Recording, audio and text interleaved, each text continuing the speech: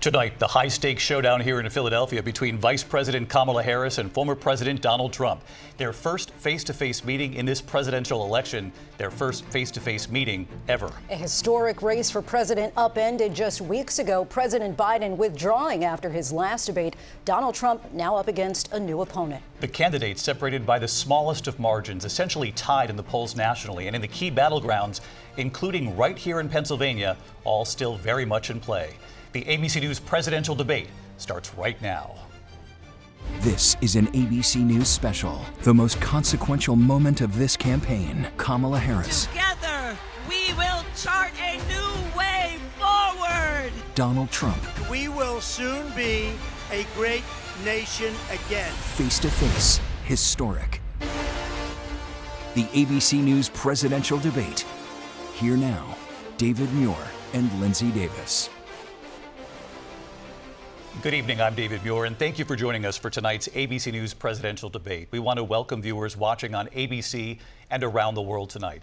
Vice President Kamala Harris and President Donald Trump are just moments away from taking the stage in this unprecedented race for president. And I'm Lindsay Davis. Tonight's meeting could be the most consequential event of their campaigns, with Election Day now less than 2 months away. For Vice President Kamala Harris, this is her first debate since President Biden withdrew from the race on July 21st.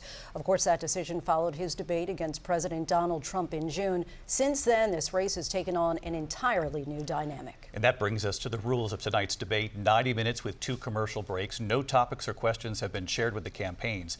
The candidates will have 2 minutes to answer questions, and this is the clock. That's what they'll be seeing. 2 minutes for rebuttals and 1 minute for follow-ups, clarifications, or responses.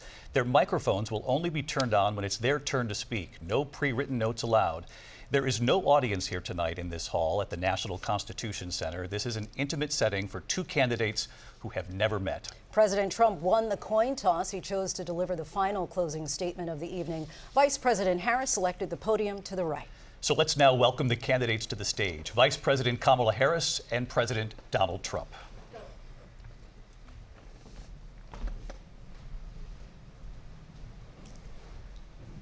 Kamala Harris.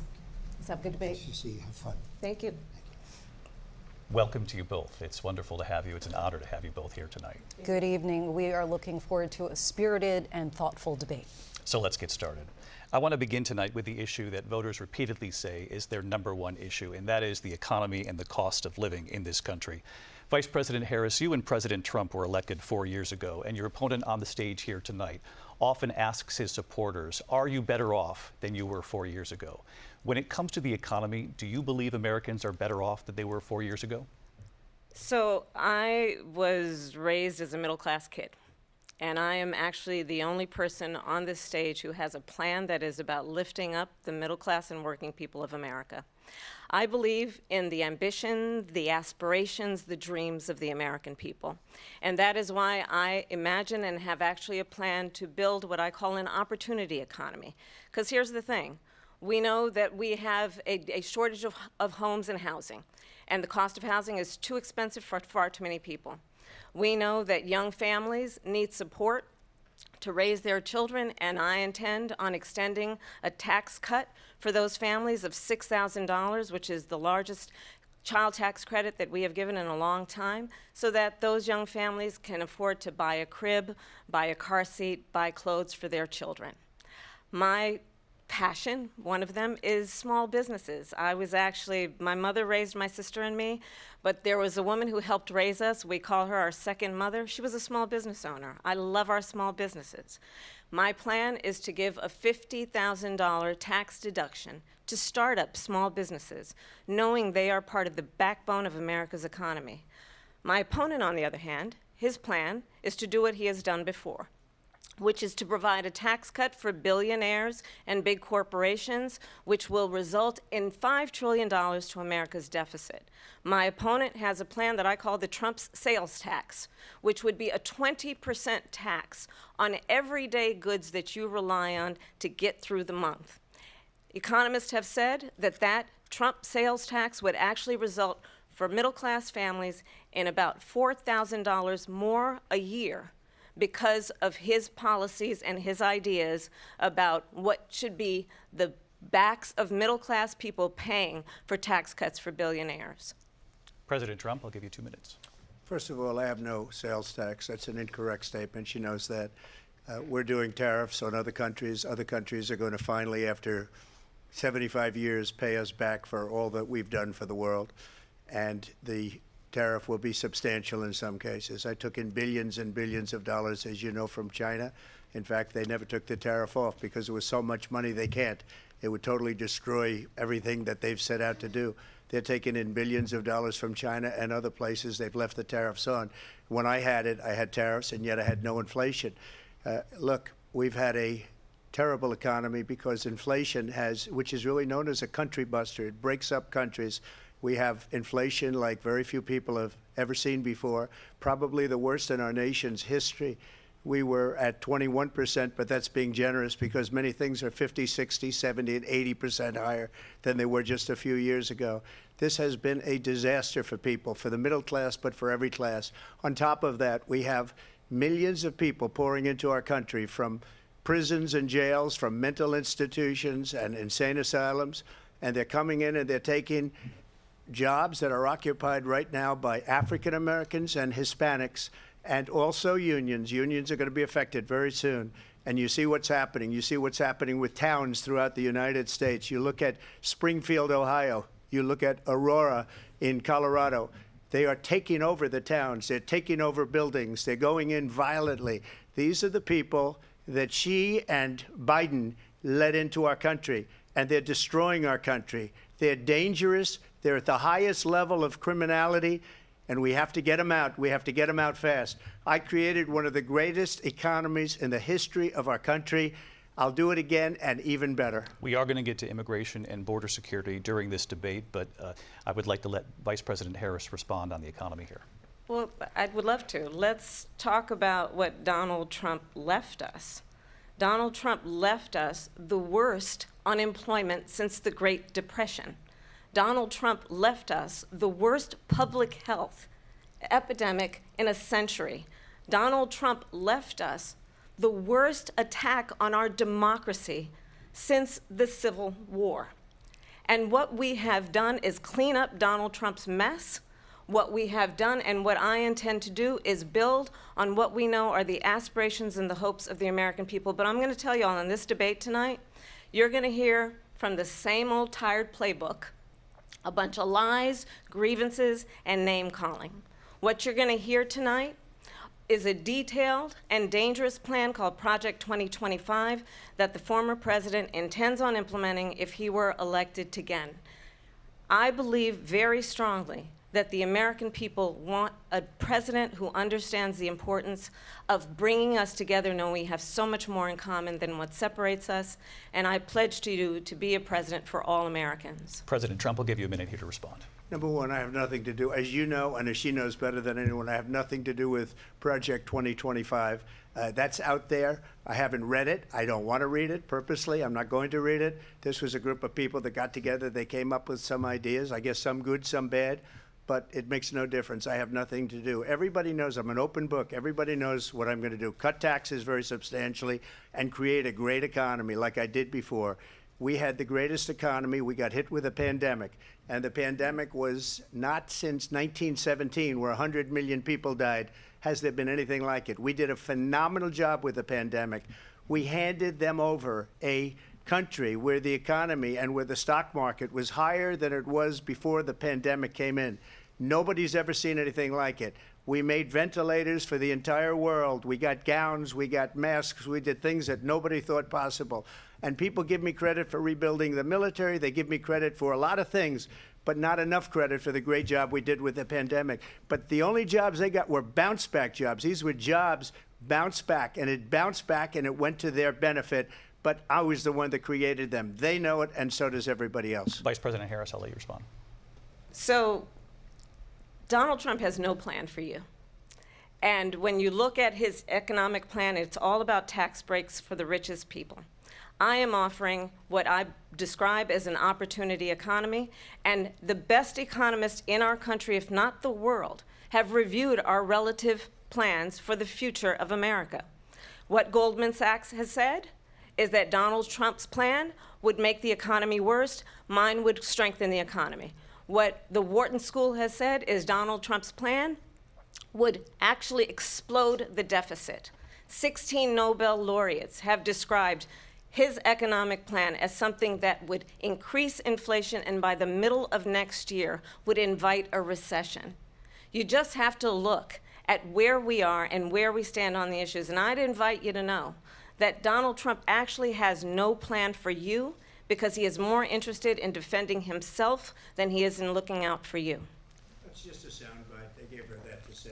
Look, I went to the Wharton School of Finance, and many of those professors, the top professors, think my plan is a brilliant plan. It's a great plan. It's a plan that's going to bring up our worth, our value as a country. It's going to make people want to be able to go and work and create jobs and create a lot of good, solid money for our country. And just to finish off, she doesn't have a plan. She copied Biden's plan, and it's like 4 sentences, like run, spot, run. 4 sentences that are just, oh, we'll try and lower taxes. She doesn't have a plan. Take a look at her plan. She doesn't have a plan. Mr. President, I do want to drill down on something you both brought up. The Vice President brought up your tariffs. You responded, and let's drill down on this because your plan is what she calls is essentially a national sales tax. Your proposal calls for tariffs, as you pointed out here, on foreign imports across the board. You recently said that you might double your plan, imposing tariffs up to 20% on goods coming into this country. As you know, many economists say that with tariffs at that level, costs are then passed on to the consumer. Vice President Harris has argued it'll mean higher prices on gas, food, clothing, medication, arguing it costs the typical family nearly $4,000 a year. Do you believe Americans can afford higher prices because of tariffs? They're not going to have higher prices. What's going to have and who's going to have higher prices is China and all of the countries that have been ripping us off for years. I was the only president ever.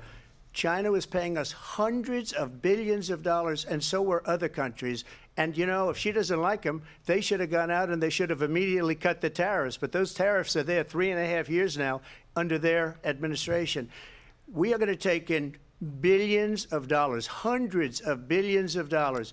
I had no inflation, virtually no inflation. They had the highest inflation perhaps in the history of our country because I've never seen a worse period of time. People can't go out and buy cereal or bacon or eggs or anything else. The people of our country are absolutely dying with what they've done. They've destroyed the economy. And all you have to do is look at a poll. The polls say 80 and 85 and even 90% that the Trump economy was great, that their economy was terrible. Vice President Harris, I do want to ask for your response, and you heard what the president said there, because the Biden administration did keep a number of the Trump tariffs in place. So how do you respond? Well, let's be clear that the Trump administration resulted in a trade deficit, one of the highest we've ever seen in the history of America.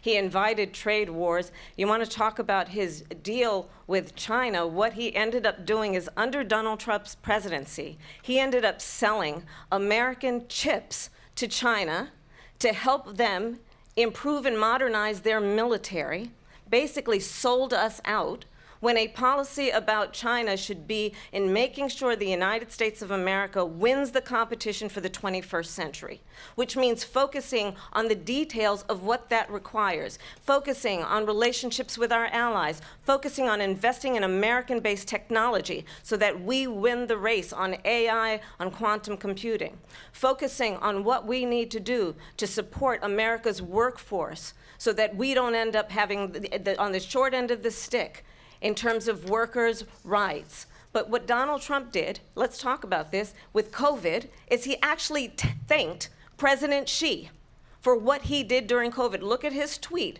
Thank you, President Xi, exclamation point, when we know that Xi was responsible for lacking and not giving us transparency about the origins of COVID. President Trump, I'll let you respond. First of all, they bought their chips from Taiwan. We hardly make chips anymore because of philosophies like they have and policies like they have. I don't say her because she has no policy. Everything that she believed 3 years ago and 4 years ago is out the window. She's going to my philosophy now. In fact, I was going to send her a MAGA hat. She's gone to my philosophy. But if she ever got elected, she'd change it. And it will be the end of our country. She's a Marxist. Everybody knows she's a Marxist. Her father's a Marxist professor in economics, and he taught her well. But when you look at what she's done to our country, and when you look at these millions and millions of people that are pouring into our country monthly, where it's, I believe, 21 million people, not the 15 that people say, and I think it's a lot higher than the 21. That's bigger than New York State pouring in. And just look at what they're doing to our country. They're criminals. Many of these people coming in are criminals. And that's bad for our economy, too. You know, you mentioned before, we'll talk about immigration later.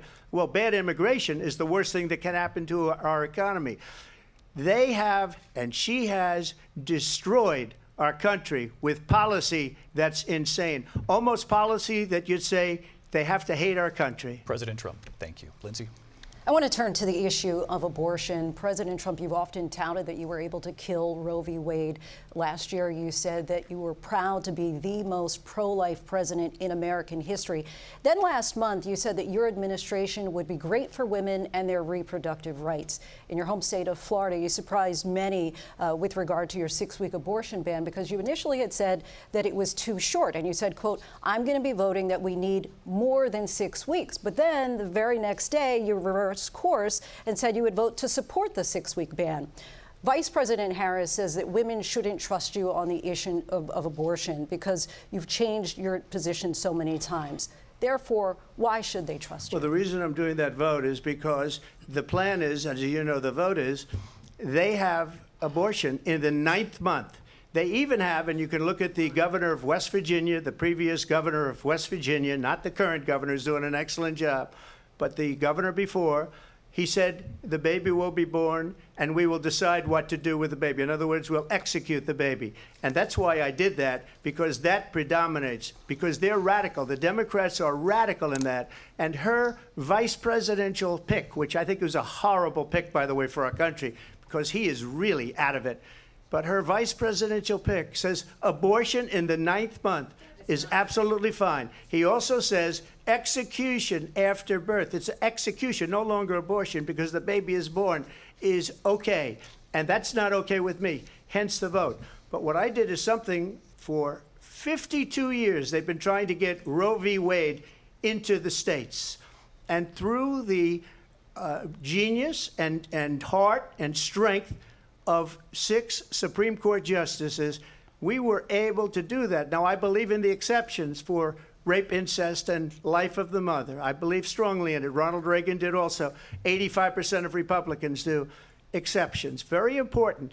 But we were able to get it, and now states are voting on it. And for the first time, you're going to see, look, this is an issue that's torn our country apart for 52 years. Every legal scholar, every Democrat, every Republican, liberal, conservative, they all wanted this issue to be brought back to the states where the people could vote. And that's what happened. Now, Ohio, the vote was somewhat liberal. Kansas, the vote was somewhat liberal, much more liberal than people would have thought. But each individual state is voting. It's the vote of the people now. It's not tied up in the federal government. I did a great service in doing it. It took courage to do it. And the Supreme Court had great courage in doing it. And I give tremendous credit to those 6 justices. There is no state in this country where it is legal to kill a baby after it's born. Madam Vice President, I want to get your response to President Trump. Well, as I said, you're going to hear a bunch of lies, and that's not actually a surprising fact. Let's understand how we got here. Donald Trump hand-selected 3 members of the United States Supreme Court with the intention that they would undo the protections of Roe v. Wade. And they did exactly as he intended. And now in over 20 states, there are Trump abortion bans, which make it criminal for a doctor or nurse to provide health care. In one state, it provides prison for life. Trump abortion bans that make no exception even for rape and incest, which understand what that means.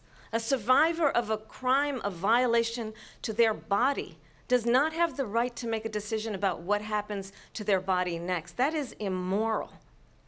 And one does not have to abandon their faith or deeply held beliefs to agree. The government, and Donald Trump certainly, should not be telling a woman what to do with her body. I have talked with women around our country. You want to talk about this is what people wanted? Pregnant women who want to carry a pregnancy to term, suffering from a miscarriage, being denied care in an emergency room because the healthcare providers are afraid they might go to jail, and she's bleeding out in a car in the parking lot? She didn't want that. Her husband didn't want that. A 12 or 13-year-old survivor of incest being forced to carry a pregnancy to term? They don't want that. And I pledge to you, when Congress passes a bill to put back in place the protections of Roe v. Wade, as President of the United States, I will proudly sign it into law. But understand, if Donald Trump were to be reelected, he will sign a national abortion ban. Understand, in his Project 2025, there would be a national abortion, a monitor that would be monitoring your pregnancies, your miscarriages. I think the American people believe that certain freedoms, in particular the freedom to make decisions about one's own body, should not be made by the government. Thank you, Vice President Harris. Well, there she goes again. It's a lie. I'm not signing a ban, and there's no reason to sign a ban because we've gotten what everybody wanted. Democrats, Republicans, and everybody else, and every legal scholar wanted it to be brought back into the states, and the states are voting.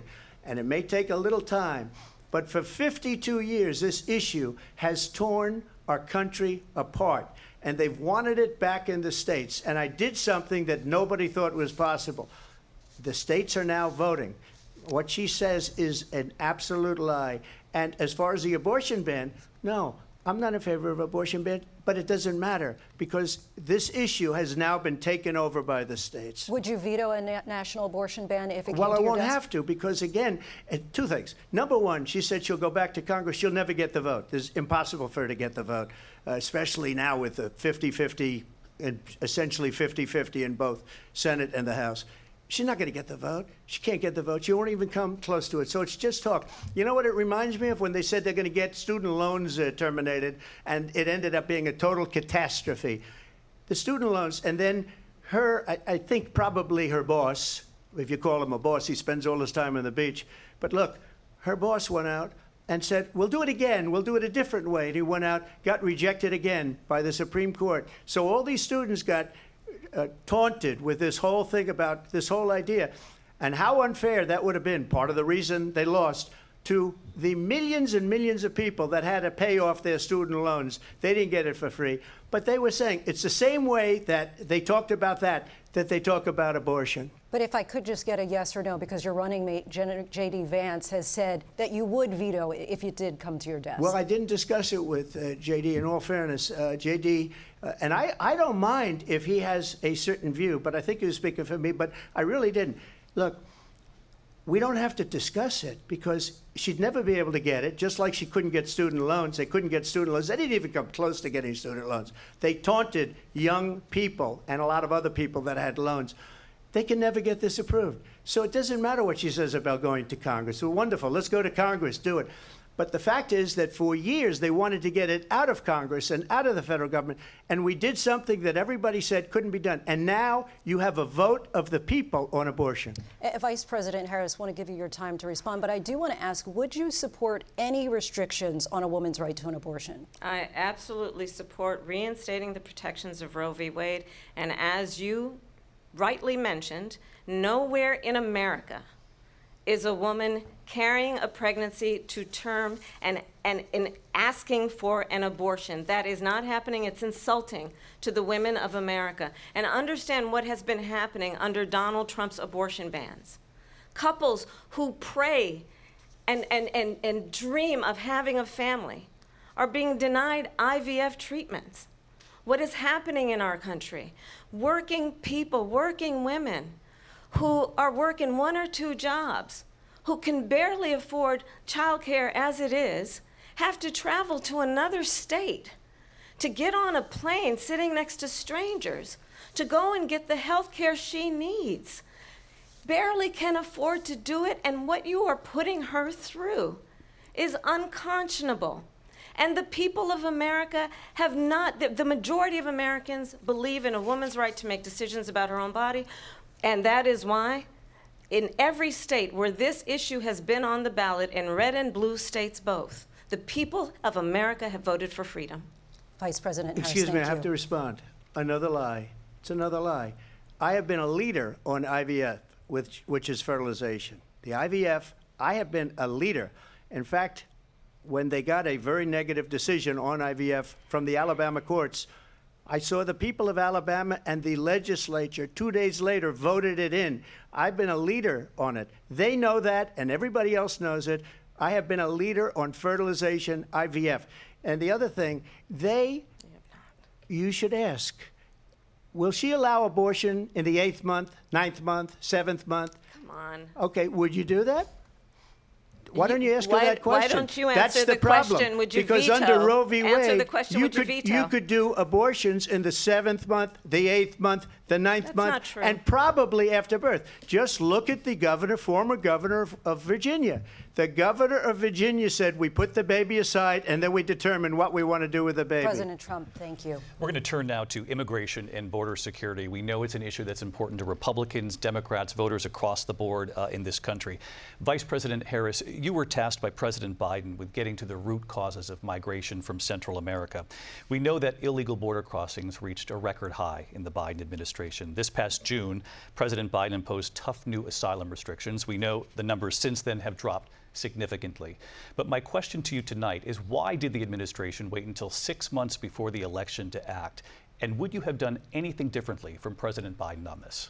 So I'm the only person on this stage who has prosecuted transnational criminal organizations for the trafficking of guns, drugs, and human beings. And let me say that the United States Congress, including some of the most conservative members of the United States Senate, came up with a border security bill which I supported. And that bill would have put 1,500 more border agents on the border to help those folks who are working there right now overtime, trying to do their job.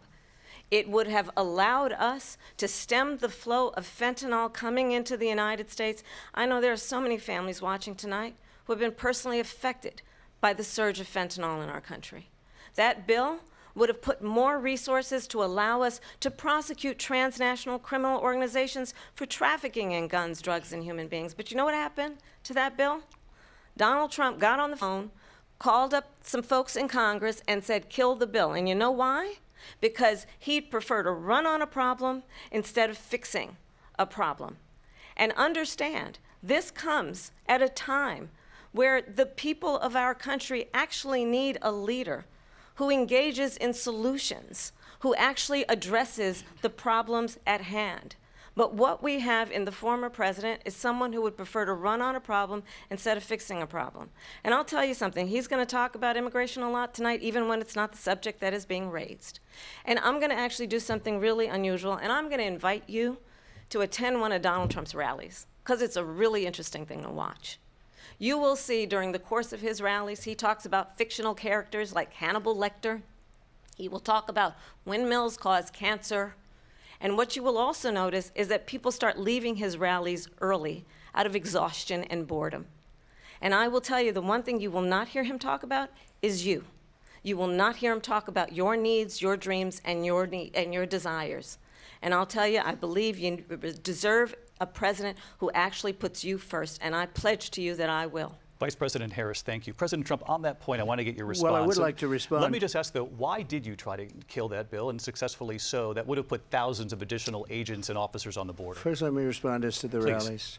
She said people start leaving. People don't go to her rallies. There's no reason to go. And the people that do go, she's bussing them in and paying them to be there, and then showing them in a different light. So she can't talk about that. People don't leave my rallies. We have the biggest rallies, the most incredible rallies in the history of politics. That's because people want to take their country back. Our country is being lost. We're a failing nation. And it happened 3.5 years ago. And what's going on here, you're going to end up in World War III, just to go into another subject. What they have done to our country by allowing these millions and millions of people to come into our country, and look at what's happening to the towns all over the United States. And a lot of towns don't want to talk. It's not going to be Aurora or Springfield. A lot of towns don't want to talk about it because they're so embarrassed by it. In Springfield, they're eating the dogs, the people that came in. They're eating the cats. They're eating the pets of the people that live there. And this is what's happening in our country, and it's a shame. As far as rallies are concerned, as far as the reason they go is they like what I say. They want to bring our country back. They want to make America great again. It's a very simple phrase, make America great again. She's destroying this country, and if she becomes president, this country doesn't have a chance of success. Not only success, we'll end up being Venezuela on steroids. I just want to clarify here. You bring up Springfield, Ohio, and ABC News did reach out to the city manager there. He told us there have been no credible reports of specific claims of pets being harmed, injured, or abused by individuals within the immigrant community. Well, I've seen people on television. Let me just say here, this is the people on television say my dog was taken and used for food. So maybe he said that, and maybe that's a good thing to say for a city manager. I'm not taking this from but television. The people are I'm on taking it from television the city saying their manager. dog was eaten by the people that went there. Again, the Springfield city manager says there's no evidence of that. Vice We'll President find Harris, out. I'll let you respond to the rest of what you've heard. You talk about extreme. This is, I think, one of the reasons why in this election I actually have the endorsement of 200 Republicans who have formally worked with President Bush, Mitt Romney, and John McCain, including the endorsement of former Vice President Dick Cheney and Congress member Liz Cheney. And if you want to really know the inside track on who the former president is, if he didn't make it clear already, just ask people who have worked with him. His former chief of staff, a 4-star general, has said he has contempt for the Constitution of the United States. His former national security advisor has said he is dangerous and unfit. His former Secretary of Defense has said the nation, the republic, would never survive another Trump term. And when we listen to this kind of rhetoric, when the issues that affect the American people are not being addressed, I think the choice is clear in this election. President Trump, I'll give you a quick minute to respond here. Thank you, because when I hear that, see, I'm a different kind of a person. I fired most of those people. Not so graciously. They did bad things or a bad job. I fired them. They never fired one person. They didn't fire anybody having to do with Afghanistan and the Taliban and the 13 people who's were just killed, viciously and violently killed. And I got to know the parents and the family. They didn't fire. They should have fired all those generals, all those top people, because that was one of the most incompetently handled situations anybody has ever seen. So when somebody does a bad job, I fire him. And you take a guy like Esper. He was no good. I fired him. So he writes a book. Another one writes a book. Because with me, they can write books. With nobody else can they. But they have done such a poor job, and they never fire anybody. Look at the economy. Look at the inflation. They didn't fire any of their economists. They have the same people. That's a good way not to have books written about you. But just to finish, I got more votes than any Republican in history by far. In fact, I got more votes than any president, sitting president, in history by far. Let me continue on immigration. It was what you wanted to talk about earlier, so let's get back to your deportation proposal that the vice president has reacted to as well. President Trump, you call this the largest domestic deportation operation in the history of our country. You say you would use the National Guard. You say if things get out of control, you'd have no problem using the U.S. military. Police, yes. You also said you would use local police. How would you deport 11 million undocumented immigrants? I know you believe that number is much higher. Take us through this. What does this look like? Will authorities be going door to door in this country? Yeah, it is much higher because of them. They allowed criminals, many millions of criminals. They allowed terrorists. They allowed common street criminals. They allowed people to come in, drug dealers, to come into our country. And they're now in the United States and told by their countries like Venezuela, don't ever come back or we're going to kill you. Do you know that crime in Venezuela and crime in countries all over the world is way down? You know why? Because they've taken their criminals off the street and they've given them to her to put into our country. And this will be one of the greatest mistakes in history for them to allow. And I think they probably did it because they think they're going to get votes, but it's not worth it because they're destroying the fabric of our country by what they've done. There's never been anything done like this at all. They've destroyed the fabric of our country. Millions of people let in, and all over the world, Crime is down all over the world except here. Crime here is up and through the roof. Despite their fraudulent statements that they made, crime in this country is through the roof. And we have a new form of crime. It's called migrant crime. And it's happening at levels that nobody thought possible. President Trump, as you know, the FBI says overall violent crime is actually coming down in this country. But Vice Excuse me, President the Harris, FBI they were defrauding statements. They didn't include the worst cities. They didn't include the cities with the worst crime. It was a fraud. Just like their number of 818,000 jobs that they said they created turned out to be a fraud. President Trump, thank you. I'll let you respond, Vice President Harris. Well, I think this is so rich coming from someone who has been prosecuted for national security crimes, economic crimes, election interference, has been found liable for sexual assault, and his next big court appearance is in November at his own criminal sentencing. And let's be clear where each person stands on the issue of what is important about respect for the rule of law and respect for law enforcement. The former vice president called for defunding federal law enforcement, 45,000 agents, get this, on the day after he was arraigned on 34 felony counts. So let's talk about what is important in this race. It is important that we move forward, that we turn the page on this same old tired rhetoric and address the needs of the American people, address what we need to do about the housing shortage, which I have a plan for, address what we must do to support our small businesses, address bringing down the price of groceries. But frankly, the American people are exhausted with this same old tired playbook. Vice President Harris, thank you. Excuse me. Every one of those cases was started by them against their political opponent. And I'm winning most of them, and I will win the rest on appeal. And you saw that with the decision that came down just recently from the Supreme Court.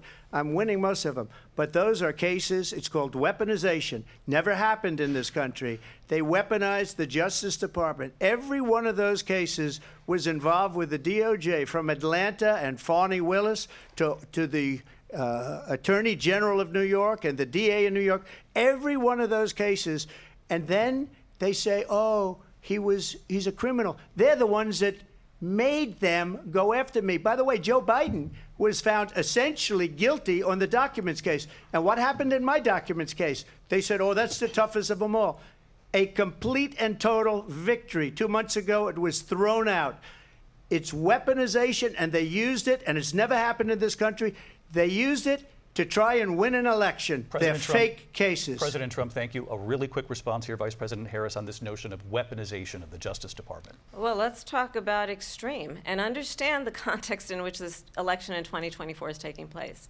The United States Supreme Court recently ruled that the former president would essentially be immune from any misconduct if he were to enter the White House again.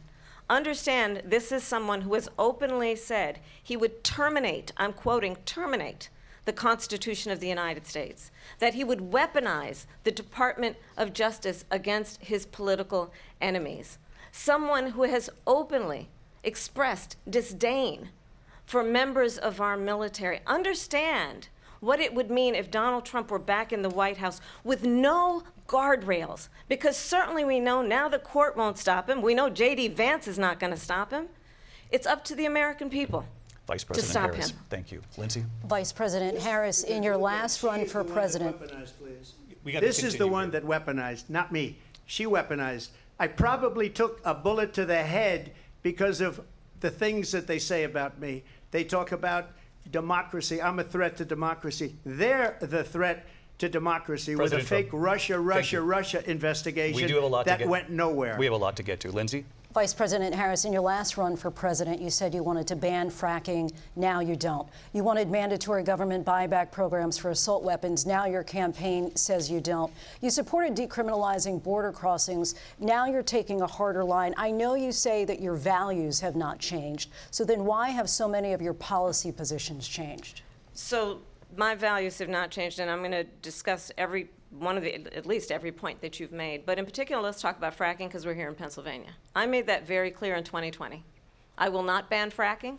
I have not banned fracking as Vice President of the United States. And in fact, I was the tie-breaking vote on the Inflation Reduction Act, which opened new leases for fracking.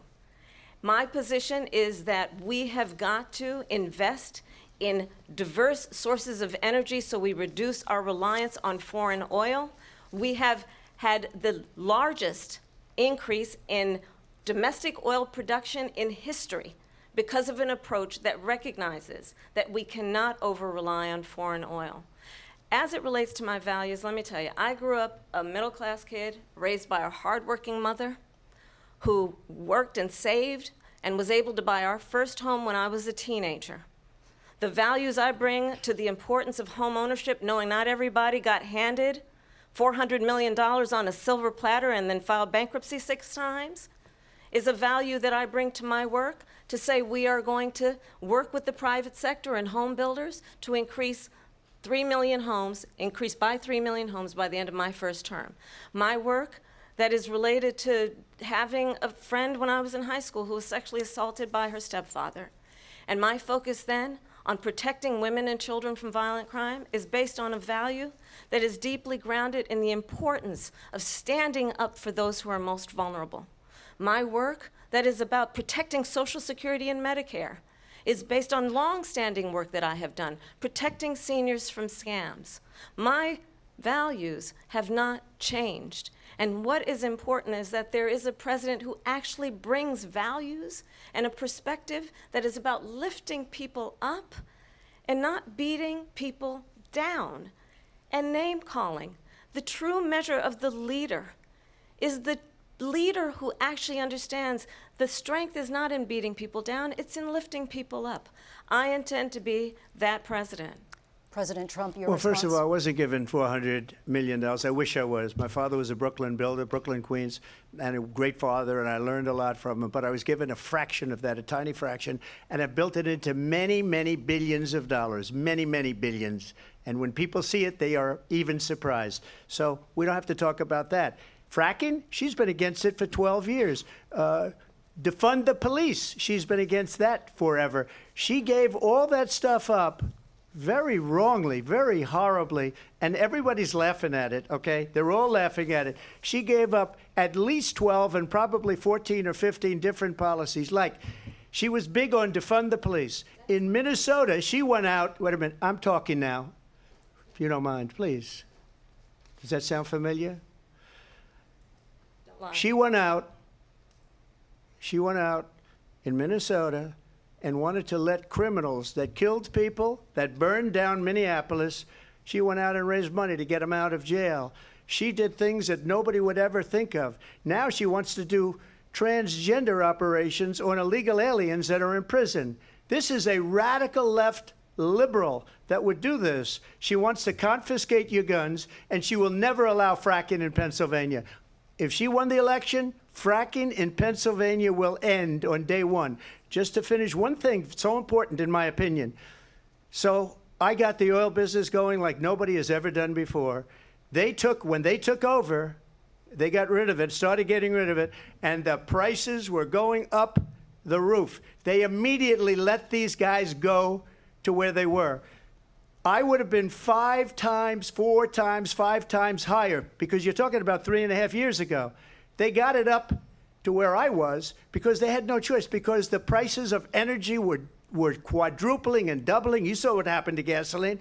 So they said, let's go back to Trump.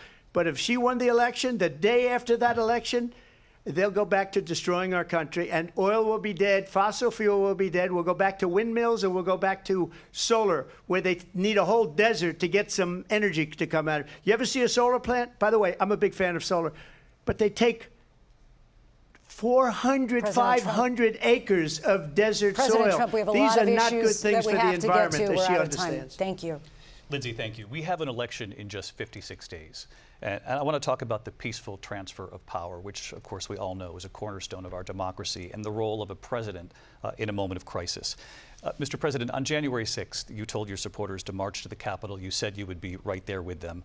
The country and the world saw what played out at the Capitol that day, the officers coming under attack. Aides in the West Wing say you watched it unfold on television off the Oval Office. You did send out tweets, but it was more than 2 hours before you sent out that video message telling your supporters to go home. Is there anything you regret about what you did on that day?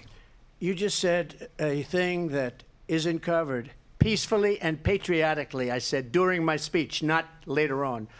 Peacefully and patriotically. And nobody on the other side was killed. Ashley Babbitt was shot by an out-of-control police officer that should have never, ever shot her. It's a disgrace. But we didn't do this group of people that have been treated so badly. I ask, what about all the people that are pouring into our country and killing people that she allowed to pour in? She was the border czar, remember that. She was the border czar. She doesn't want to be called the border czar because she's embarrassed by the border. In fact, she said at the beginning, well, I'm surprised you're not talking about the border yet. That's because she knows what a bad job they've done.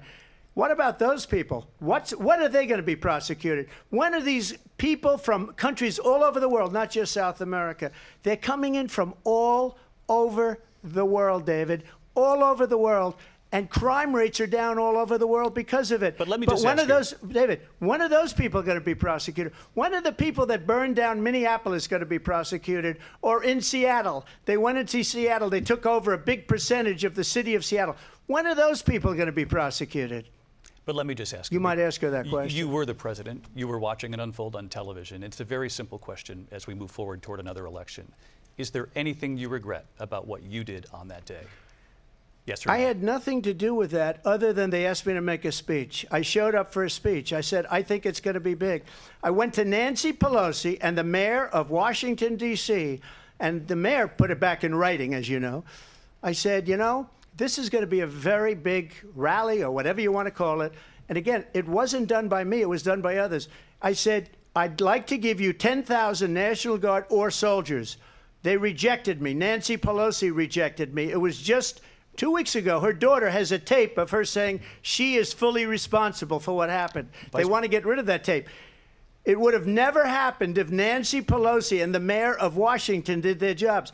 I wasn't responsible for security. Nancy Pelosi was responsible. She didn't do her job. The question was about you as president, not about former Speaker Pelosi, but I do want Vice President Harris to respond here. I was at the Capitol on January 6th. I was the vice president-elect. I was also an acting senator. I was there.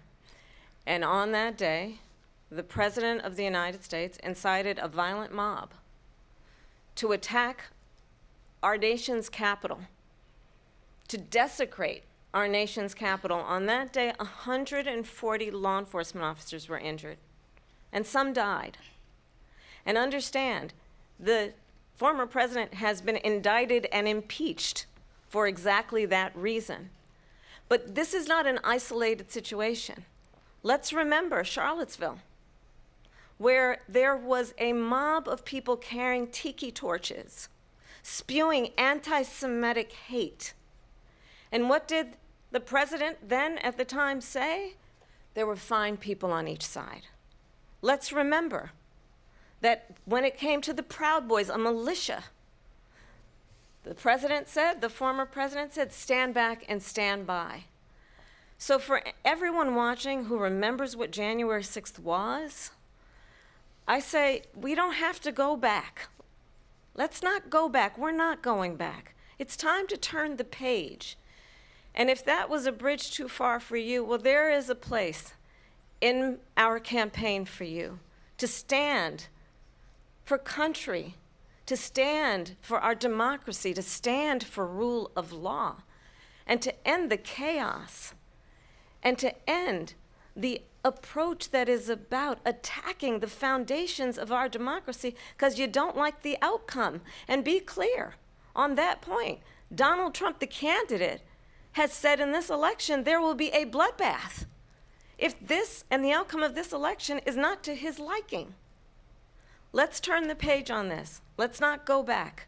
Let's chart a course for the future and not go backwards to the past. Let me just follow up here. It was a different term, and it was a term that related to energy because they have destroyed our energy business. That was where bloodbath was. Also, on Charlottesville, that story has been, as you would say, debunked. Laura Ingraham, Sean Hannity, Jesse, all of these people, they covered it. If they go an extra sentence, they will see it was perfect. It was debunked in almost every newspaper, but they still bring it up, just like they bring 2025 up. They bring all of this stuff up. I ask you this, you talk about the Capitol. Why are we allowing these millions of people to come through on the southern border? How come she's not doing anything? And I'll tell you what I would do, and I would be very proud to do it. I would say we would both leave this debate right now. I'd like to see her go down to Washington, D.C. during this debate, because we're wasting a lot of time. Go down to, because she's been so bad, it's so ridiculous. Go down to Washington, D.C. and let her sign a bill to close up the border, because they have the right to do it. They don't need bills. They have the right to do it. The President of the United States, you'll get him out of bed, you'll wake him up at 4 o'clock in the afternoon, you'll say, come on down to the office, let's sign a bill. If he signs a bill that the border is closed, all he has to do is say it to the Border Patrol, who are phenomenal. If they do that, the border is closed. Mr. Those President, people are killing many people, unlike J6. We talked immigration here tonight. I do want to focus on this next issue to both of you, because it really brings us this into focus, truth in these times that we're living in. Mr. President, for 3.5 years after you lost the 2020 election, you repeatedly falsely claimed that you won, many times saying you won in a landslide. In the past couple of weeks leading up to this debate, you have said, quote, you lost by a whisker, that you, quote, didn't quite make it, that you came up a little bit short. I said that? Are you now acknowledging that you lost in 2020? No, I don't acknowledge that at all. But I you said did that say sarcastically. But You know that. It was said, oh, we lost by a whisker. That was said sarcastically. Look, there's so much proof. All you have to do is look at it. And they should have sent it back to the legislatures for approval. I got almost 75 million votes, the most votes any sitting president has ever gotten. I was told if I got 63, which was what I got in 2016, you can't be beaten. The election, people should never be thinking about an election as fraudulent. We need two things. We need walls, and we have to have it. We have to have borders, and we have to have good elections. Our elections are bad. And a lot of these illegal immigrants coming in, they're trying to get them to vote. They can't even speak English. They don't even know what country they're in practically. And these people are trying to get them to vote. And that's why they're allowing them to come into our country. I did watch all of these pieces of video. I didn't detect the sarcasm, lost by a whisker, we didn't quite make it. And we should just point out here as clarification, and you know this, you and your allies, 60 cases in front of many judges, many of them Republican. No judge looked at it. And said they there was said no we didn't have widespread fraud. standing. That's the other thing. They said we didn't have standing, a technicality. Can you imagine a system where a person in an election doesn't have standing? The President of the United States doesn't have standing. That's how we lost. If you look at the facts, and I'd love to have you'll do a special on it. I'll show you Georgia, and I'll show you Wisconsin, and I'll show you Pennsylvania, and I'll show you. We have so many facts and statistics, but you know what? That doesn't matter, because we have to solve the problem that we have right now. That's old news. And the problem that we have right now is we have a nation in decline, and they have put it into decline. We have a nation that is dying, David. Mr. President, thank you. Vice President Harris, you heard the president there tonight. He said he didn't say that he lost by a whisker. So he still believes he did not lose the election that was won by President Biden and yourself. But I do want to ask you about something that's come up in the last couple of days. This was a post from President Trump about this upcoming election just weeks away. He said, when I win, those people who cheated, and then he lists donors, voters, election officials, he says will be prosecuted to the fullest extent of the law, which will include long-term prison sentences. One of your campaign's top lawyers responded saying, we won't let Donald Trump intimidate us. We won't let him suppress the vote. Is that what you believe he's trying to do here? Donald Trump was fired by 81 million people. So let's be clear about that. And clearly he is having a very difficult time processing that. But we cannot afford to have a president of the United States who attempts, as he did in the past, to upend the will of the voters in a free and fair election. And I'm going to tell you that I have traveled the world as Vice President of the United States, and world leaders are laughing at Donald Trump. I have talked with military leaders, some of whom worked with you, and they say you're a disgrace. And when you then talk in this way in a presidential debate and deny what over and over again are court cases you have lost because you did in fact lose that election, It leads one to believe that perhaps we do not have in the candidate to my right the temperament or the ability to not be confused about fact. That's deeply troubling, and the American people deserve better. I'll give you 1 minute to respond, Mr. President. Let me just say about world leaders. Viktor Orban, one of the most respected men, they call him a strong man. He's a tough person, smart. Prime Minister of Hungary. They said, why is the whole world blowing up? 3 years ago it wasn't. Why is it blowing up? He said, because you need Trump back as president. They were afraid of him. China was afraid, and I don't like to use the word afraid, but I'm just quoting him. China was afraid of him. North Korea was afraid of him. Look at what's going on with North Korea, by the way. He said Russia was afraid of him. I ended the Nord Stream 2 pipeline, and Biden put it back on day one, but he ended the XL pipeline. The XL pipeline in our country, he ended that. But he let the Russians build a pipeline going all over Europe and heading into Germany, the biggest pipeline in the world. Look, Viktor Orban said it. He said the most respected, most feared person is Donald Trump. We had no problems when Trump was president, but when this weak, pathetic man that you saw at a debate just a few months ago, that if he weren't in that debate, he'd be running instead of her. She got no votes. He got 14 million votes. What you did, you talk about a threat to democracy. He got 14 million votes, and they threw him out of office.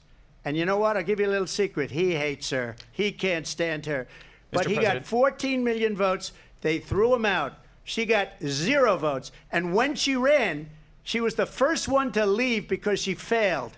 And now she's running. I don't understand it, but I'm okay with it because your time is I think up. we're Thank going to you. do very well. We've got a lot more to get to. Turning now Yes. to the Israel-Hamas war and the hostages who are still being held, Americans among them.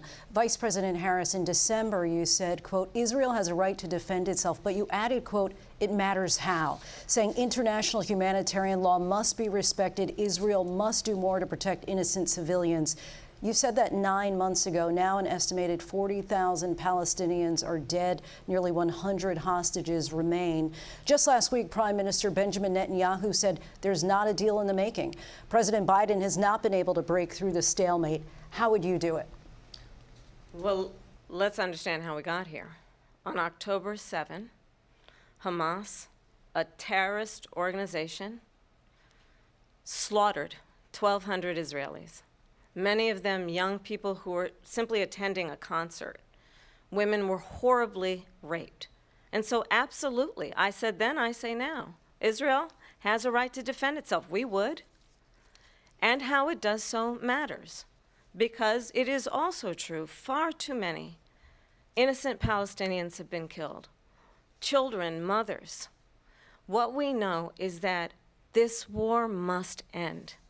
It must end immediately, and the way it will end is we need a ceasefire deal and we need the hostages out. And so we will continue to work around the clock on that.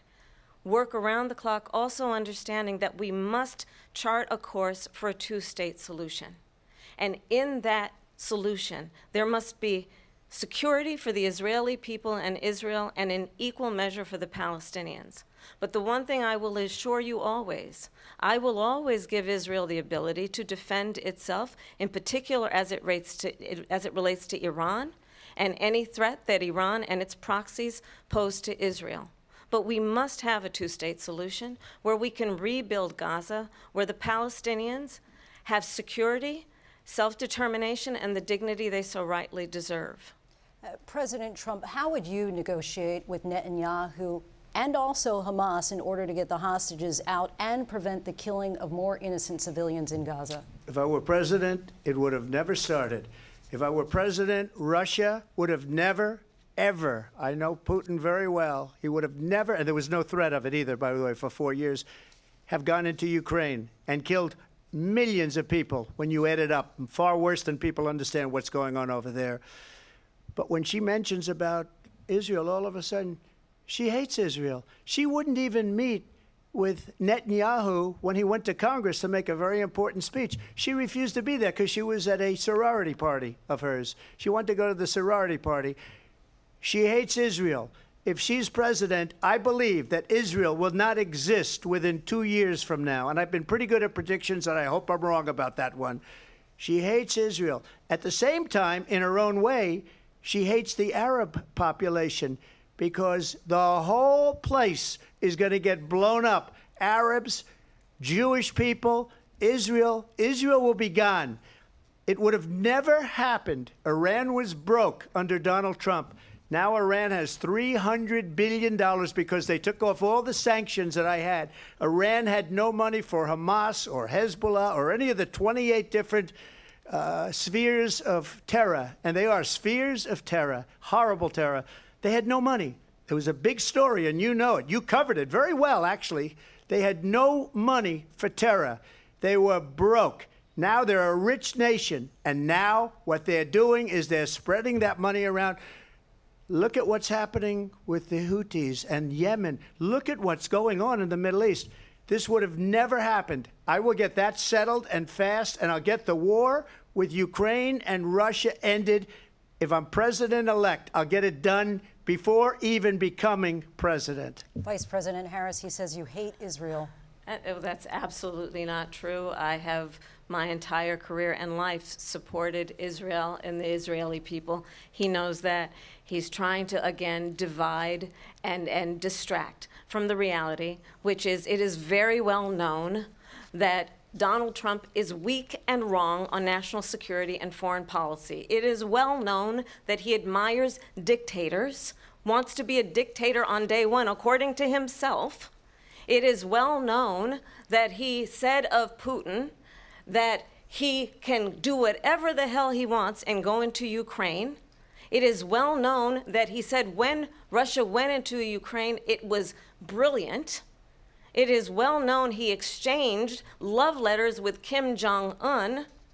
And it is absolutely well known that these dictators and autocrats are rooting for you to be president again because they're so clear. They can manipulate you with flattery and favors. And that is why so many military leaders who you have worked with have told me you are a disgrace.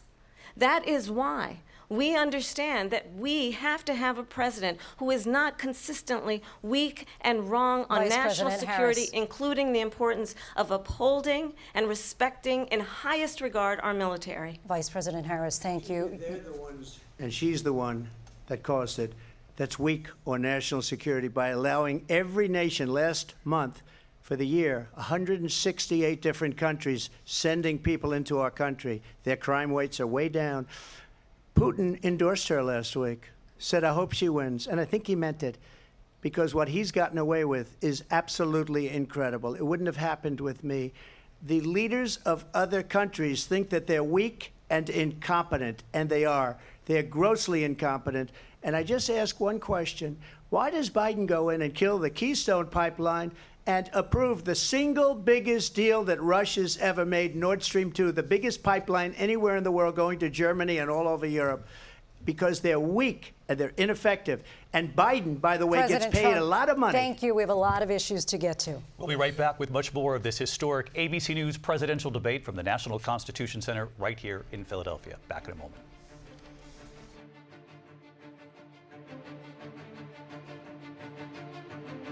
The ABC News presidential debate will continue after this.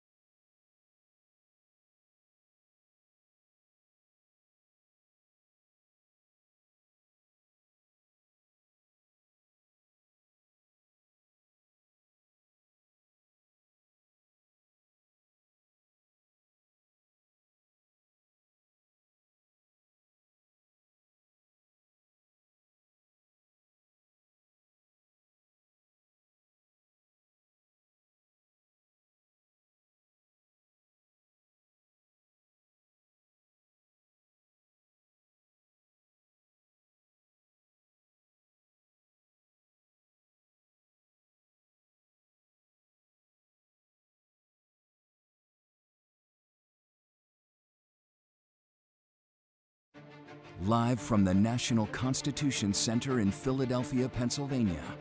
Here again, David Muir and Lindsay Davis. Welcome back to this historic ABC News presidential debate tonight. We're going to continue here, and I want to turn to the war in Ukraine. We're now 2.5 years into this conflict. Mr. President, it has been the position of the Biden administration that we must defend Ukraine from Russia, from Vladimir Putin, to defend their sovereignty, their democracy, that it's in America's best interest to do so, arguing that if Putin wins, he may be emboldened to move even further into other countries. You have said you would solve this war in 24 hours. You said so just before the break tonight. How exactly would you do that? And I want to ask you a very simple question tonight. Do you want Ukraine to win this war? I want the war to stop. I want to save lives that are being uselessly, people being killed by the millions. It's the millions. It's so much worse than the numbers that you're getting, which are fake numbers. Look, we're in for 250 billion or more, because they don't ask Europe, which is a much bigger beneficiary to getting this thing done than we are. They're in for $150 billion less because Biden and you don't have the courage to ask Europe like I did with NATO. They paid billions and billions, hundreds of billions of dollars when I said, either you pay up or we're not going to protect you anymore. So that's maybe one of the reasons they don't like me as much as they like weak people. But you take a look at what's happening. We're in for 250 to 275 billion. They're into 100 to 150. They should be forced to equalize. With that being said, I want to get the war settled. I know Zelensky very well, and I know Putin very well. I have a good relationship, and they respect your president, okay? They respect me. They don't respect Biden. How would you respect him? Why? For what reason? He hasn't even made a phone call in 2 years to Putin, hasn't spoken to anybody. They don't even try and get it. That is a war that's dying to be settled. I will get it settled before I even become president. If I win, when I'm president-elect, and what I'll do is I'll speak to one, I'll speak to the other, I'll get them together. That war would have never happened. And in fact, when I saw Putin after I left, unfortunately left because our country has gone to hell. But after I left, when I saw him building up soldiers, he did it after I left, I said, oh, he must be negotiating. It must be a good, strong point of negotiation. Well, it wasn't, because Biden had no idea how to talk to him. He had no idea how to stop it. And now you have millions of people dead, and it's only getting worse, and it could lead to World War III. Don't kid yourself, David.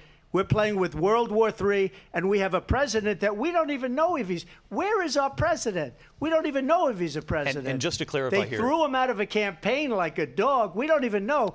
Is he our president? But we have a president, Mr. President, that doesn't know he's alive. Your time is up.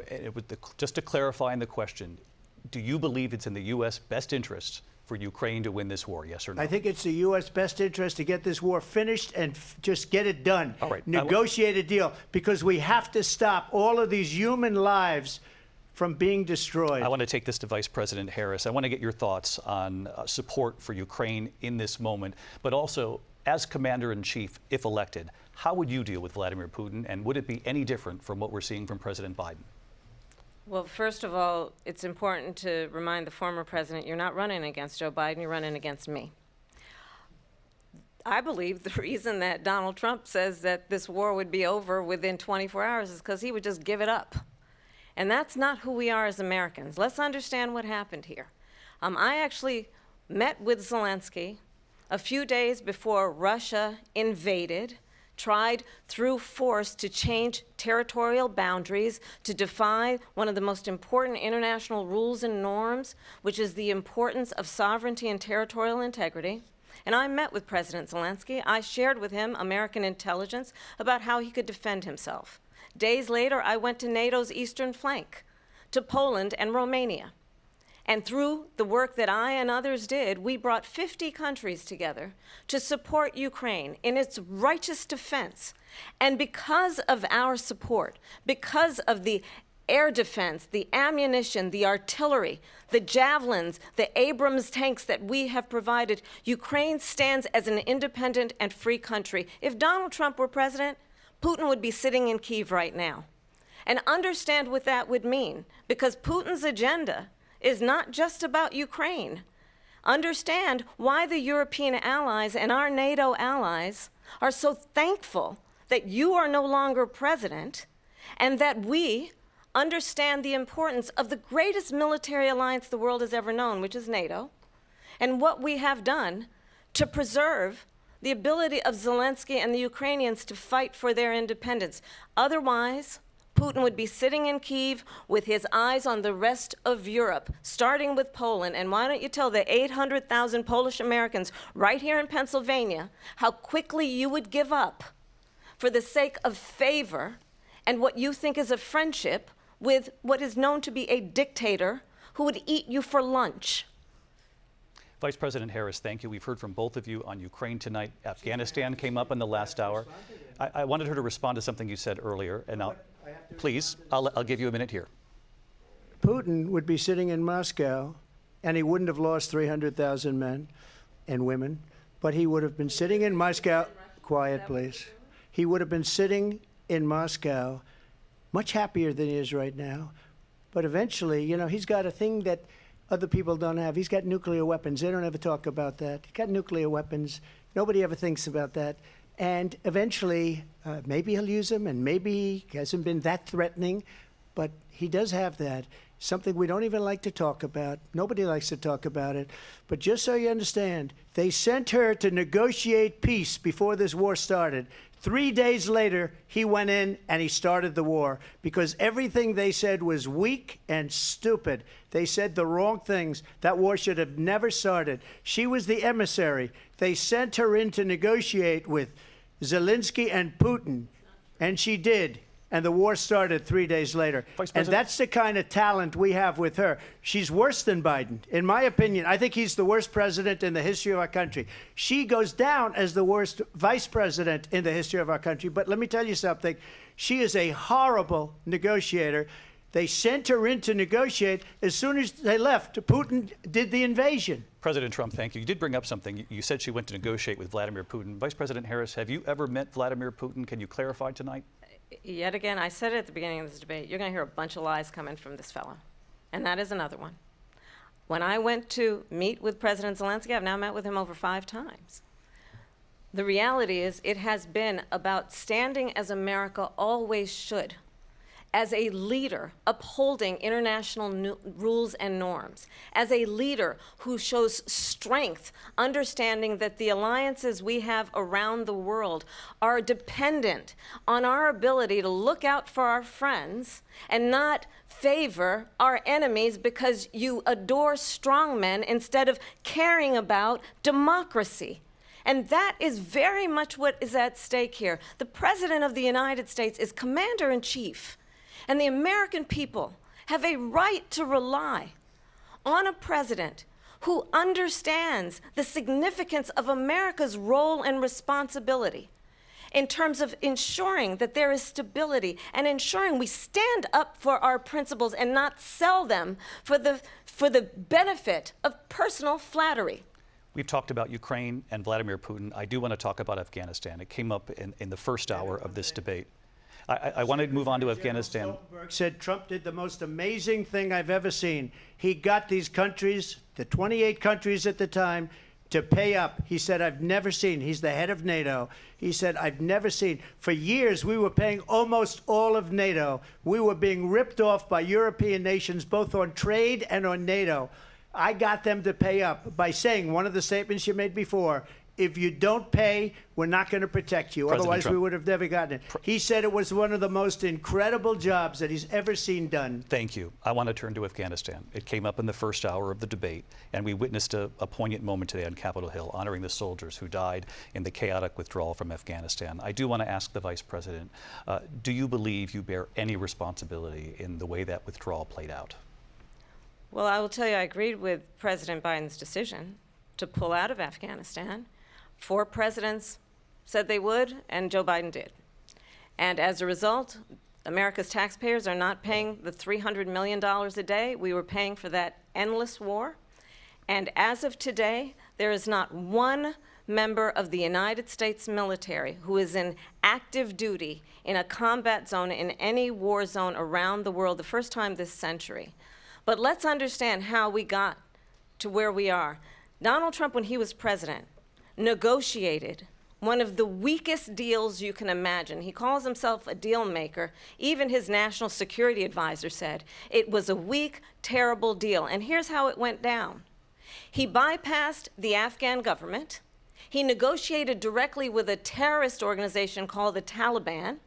The negotiation involved the Taliban getting 5,000 Taliban terrorists released. And get this, and the president at the time invited the Taliban to Camp David, a place of storied significance for us as Americans, a place where we honor the importance of American diplomacy, where we invite and receive respected world leaders. And this former president, as president, invited them to Camp David because he does not again appreciate the role and responsibility of the President of the United States to be commander-in-chief with a level of respect. And this gets back to the point of how he has consistently disparaged and demeaned members of our military, fallen soldiers, and the work that we must do to uphold the strength and the respect of the United States of America around the world. Vice President Harris, thank you. President Trump, your response to her saying that you began the Yeah, negotiations thank with you. the Taliban. So, if you take a look at that period of time, the Taliban was killing our soldiers, a lot of them, with snipers. And I got involved with the Taliban because the Taliban was doing the killing. That's the fighting force within Afghanistan. They don't bother doing that because, you know, they deal with the wrong people all the time. But I got involved. And Abdul is the head of the Taliban. He is still the head of the Taliban. And I told Abdul, don't do it anymore. You do it anymore, you're going to have problems. And he said, why do you send me a picture of my house? I said, you're going to have to figure that out, Abdul. And for 18 months, we had nobody killed. We did have an agreement negotiated by Mike Pompeo. It was a very good agreement.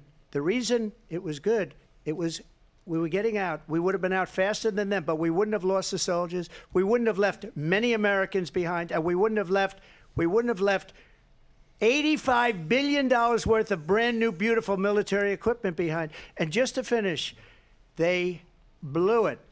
The agreement said you have to do this, and they didn't do it. They didn't do it. The agreement was terminated by us because they didn't do what they were supposed to do. I want to move on. And these people did the worst withdrawal, and in my opinion, the most embarrassing moment in the history of our country. And by the way, that's why Russia attacked Ukraine, because they saw how incompetent she and her boss are. President Trump, thank you. I want to move on now to race and politics in this country. Mr. President, you recently said of Vice President Harris, quote, I didn't know she was black until a number of years ago when she happened to turn black, and now she wants to be known as black. I want to ask a bigger picture question here tonight. Why do you believe it's appropriate to weigh in on the racial identity of your opponent? I don't, and I don't care. I don't care what she is. I don't care. You make a big deal out of something, I couldn't care less. Whatever she wants to be is okay with me. But those were your words, so I'm I asking. don't know. I mean, all I can say is I read where she was not black, that she put out, and I'll say that. And then I read that she was black, and that's okay. Either one was okay with me. That's up to her. That's up to her. Vice President Harris, your thoughts on this? I think it's, I mean, honestly, I think it's a tragedy that we have someone who wants to be president who has consistently, over the course of his career, attempted to use race to divide the American people.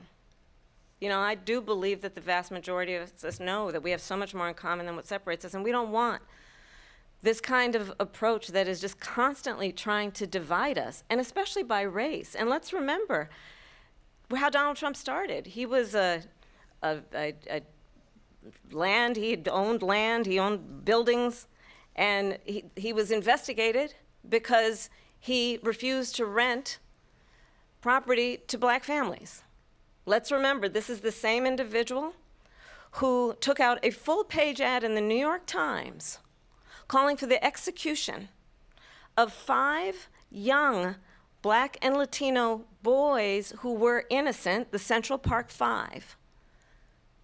Took out a full-page ad calling for their execution. This is the same individual who spread birther lies about the first black president of the United States. And I think the American people want better than that, want better than this, want someone who understands, as I do, I travel our country.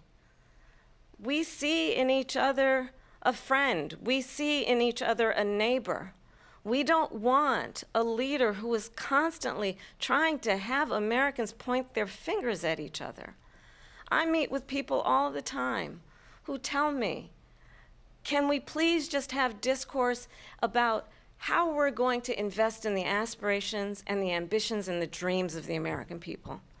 Knowing that regardless of people's color or the language their grandmother speaks, we all have the same dreams and aspirations and want a president who invests in those, not in hate and division. Vice President Harris, thank you. Lindsay? President Trump, this is now your third time. This is the most divisive presidency in the history of our country. There's never been anything like it. They're destroying our country, and they come up with things like what she just said. Going back many, many years, when a lot of people, including Mayor Bloomberg, agreed with me on the Central Park Five, they admitted, they said, they pled guilty. And I said, well, if they pled guilty, they badly hurt a person, killed a person ultimately.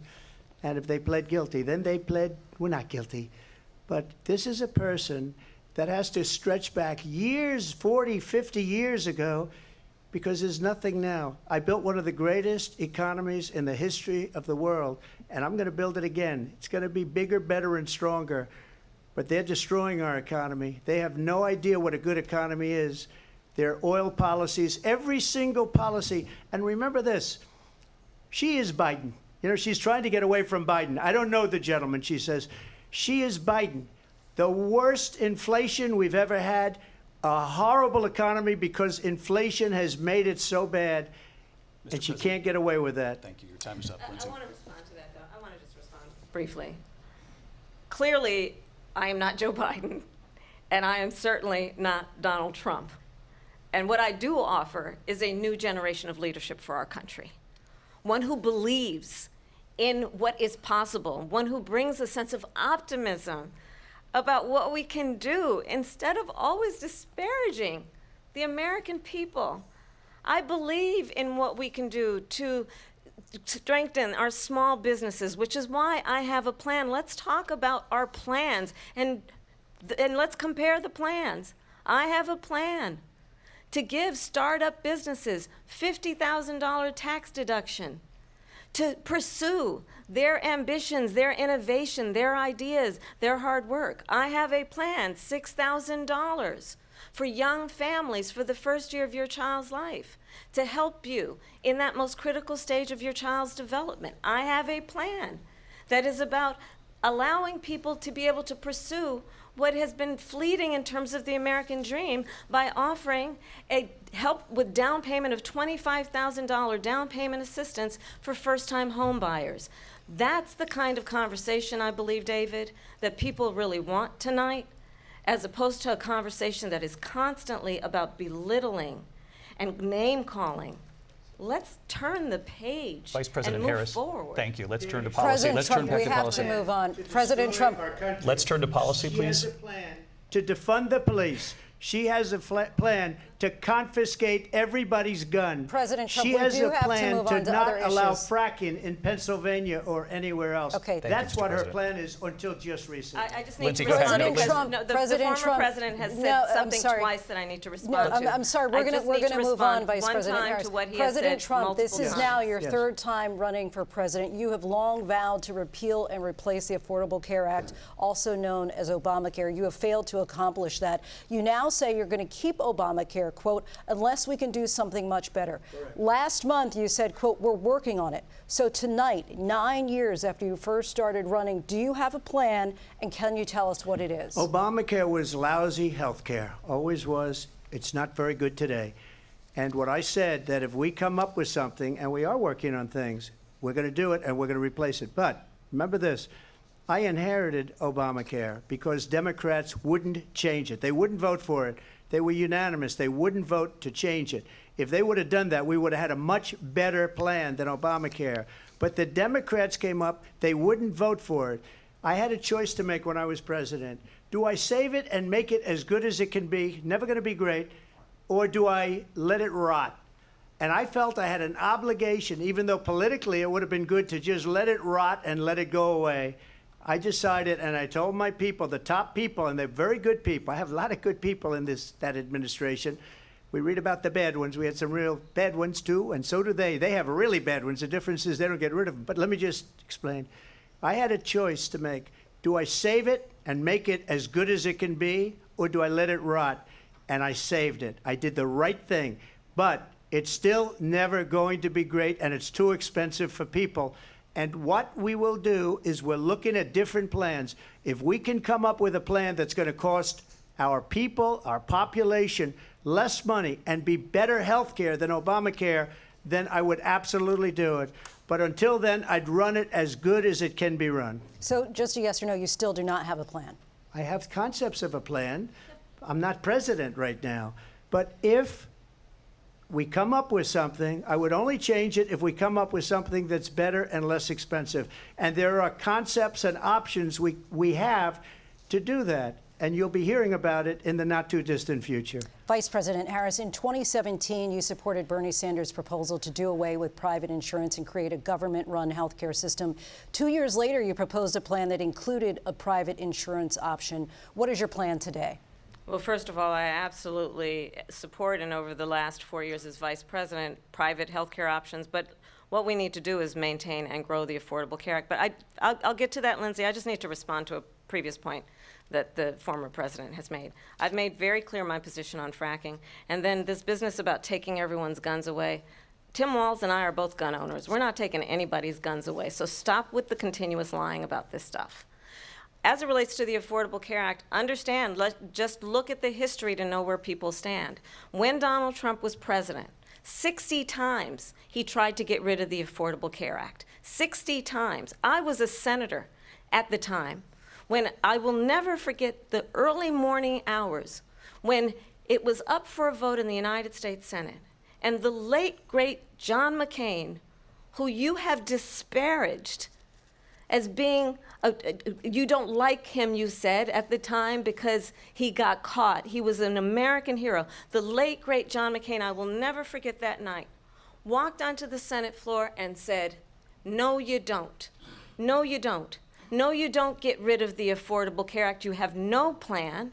And what the Affordable Care Act has done is eliminate the ability of insurance companies to deny people with pre-existing conditions. I don't have to tell the people watching tonight, you remember what that was like? Remember when an insurance company could deny if a child had asthma, if someone was a breast cancer survivor, if a grandparent had diabetes? And thankfully, as I've been vice president and we over the last 4 years have strengthened the Affordable Care Act, we have allowed for the first time Medicare to negotiate drug prices on behalf of you, the American people. Donald Trump said he was going to allow Medicare to negotiate drug prices. He never did. We did. And now we have capped the cost of insulin at $35 a month. Since I've been vice president, we have capped the cost of prescription medication for seniors at $2,000 a year. And when I am president, we will do that for all people, understanding that the value I bring to this is that access to health care should be a right and not just a privilege of those who can afford it. And the plan has to be to strengthen the Affordable Care Act, not get rid of it. Vice Fastest President prologue Harris, thank in terms you. of where Donald Trump stands on that. I want to move to an issue that's important for a lot She made of... a mistake. At number one, John McCain fought Obamacare for 10 years.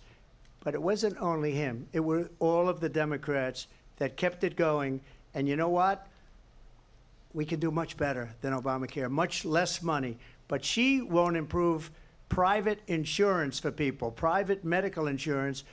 That's another thing she doesn't want to get. People are paying privately for insurance that have worked hard and made money, and they want to have private. She wants everybody to be on government insurance where you wait 6 months for an operation that you need immediately. President Trump, thank you. We have another issue that we'd like to get to that's important for a number of Americans, in particular younger voters, and that's climate change. President Trump, with regard to the environment, you say that we have to have clean air and clean water. Vice President Harris, you call climate change an existential threat.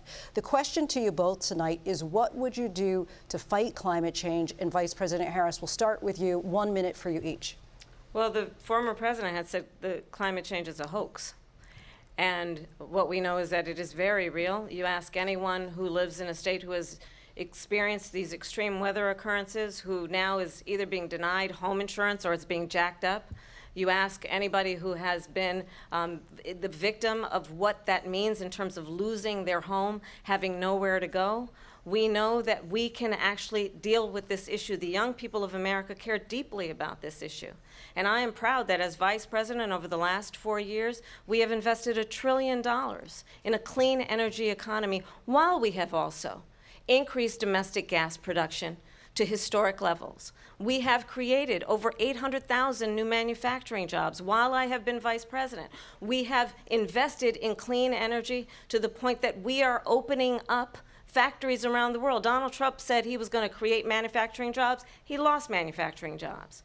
And I'm also proud to have the endorsement of the United Auto Workers and Sean Fain, who also know that part of building a clean energy economy includes investing in American-made products, American automobiles. It includes growing what we can do around American manufacturing and opening up auto plants, not closing them like happened under Donald Trump. Vice President Harris, thank you. It didn't happen under Donald Trump. Let me just tell you, they lost 10,000 manufacturing jobs this last month. It's going, they're all leaving. They're building big auto plants in Mexico, in many cases owned by China. They're building these massive plants, and they think they're going to sell their cars into the United States because of these people. What they have given to China is unbelievable. But we're not going to let that. We'll put tariffs on those cars so they can't come into our country, because they will kill the United Auto Workers and any auto worker, whether it's in Detroit or South Carolina or any other place. What they've done to business and manufacturing in this country is horrible. We have nothing because they refuse. You know, Biden doesn't go after people because supposedly China paid him millions of dollars. He's afraid to do it. Between him and his son, they get all this money from Ukraine. They get all this money from all of these different countries. And then you wonder, why is he so loyal to this one, that one, Ukraine, China? Why is he? Why did he get $3.5 million from the mayor of Moscow's wife? Why did she pay him $3.5 million? This is a crooked administration, and they're selling our country down the tubes. President Trump, thank you. Thank you. We'll be right back with closing statements from both of our candidates. An historic night, this ABC News presidential debate from Philadelphia. Back in a moment.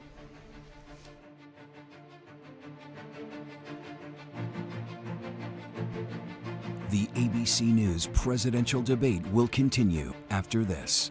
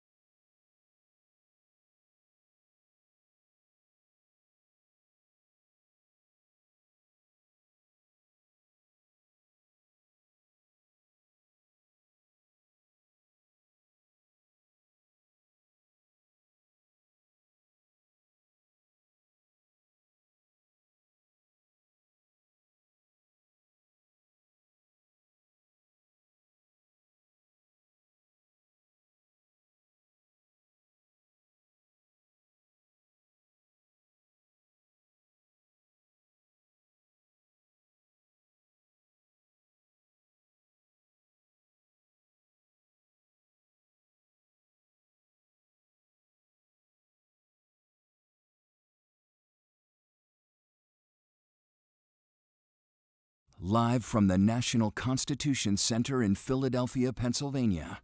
Here again, David Muir and Lindsay Davis.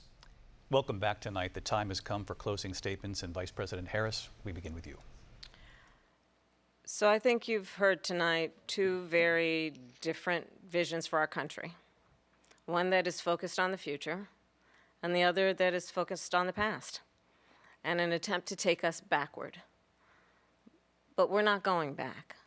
And I do believe that the American people know we all have so much more in common than what separates us, and we can chart a new way forward.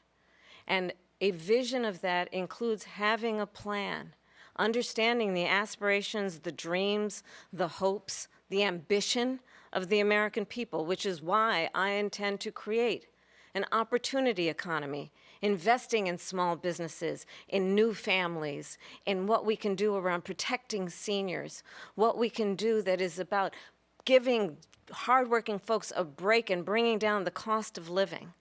I believe in what we can do together that is about sustaining America's standing in the world and ensuring that we have the respect that we so rightly deserve, including respecting our military and ensuring we have the most lethal fighting force in the world. I will be a president that will protect our fundamental rights and freedoms, including the right of a woman to make decisions about her own body and not have her government tell her what to do. I'll tell you, I started my career as a prosecutor. I was a DA, I was an attorney general, a United States senator, and now vice president. I've only had one client, the people. And I'll tell you, as a prosecutor, I never asked a victim or a witness, are you a Republican or a Democrat? The only thing I ever asked them, are you okay? And that's the kind of president we need right now. Someone who cares about you and is not putting themselves first. I intend to be a president for all Americans and focus on what we can do over the next 10 and 20 years to build back up our country by investing right now in you, the American people. Vice President Harris, thank you. President Trump? So she just started by saying she's going to do this, she's going to do that, she's going to do all these wonderful things. Why hasn't she done it? She's been there for 3.5 years. They've had 3.5 years to fix the border. They've had 3.5 years to create jobs and all the things we talked about. Why hasn't she done it? She should leave right now, go down to that beautiful White House, go to the Capitol, get everyone together and do the things you want to do, but you haven't done it, and you won't do it because you believe in things that the American people don't believe in. You believe in things like we're not going to frack, we're not going to take fossil fuel, we're not going to do things that are going to make this country strong, whether you like it or not. Germany tried that, and within 1 year they were back to building normal energy plants. We're not ready for it. We can't sacrifice our country for the sake of bad vision. But I just ask one simple question. Why didn't she do it? We're a failing nation. We're a nation that's in serious decline. We're being laughed at all over the world. All over the world, they're laughed. I know the leaders very well. They're coming to see me. They call me. We're laughed at all over the world. They don't understand what happened to us as a nation. We're not a leader. We don't have any idea what's going on. We have wars going on in the Middle East. We have wars going on with Russia and Ukraine. We're going to end up in a third world war, and it'll be a war like no other because of nuclear weapons, the power of weaponry. I rebuilt our entire military. She gave a lot of it away to the Taliban. She gave it to Afghanistan. What these people have done to our country, and maybe toughest of all, is allowing millions of people to come into our country. Many of them are criminals, and they're destroying our country. The worst president, the worst vice president in the history of our country. President Trump, thank you. And that is our ABC News presidential debate from here in Philadelphia at the National Constitution Center. I'm Lindsay Davis. And I'm David Muir. Thank you for watching here in the U.S. and all over the world, and from all of us here at ABC News. Good night.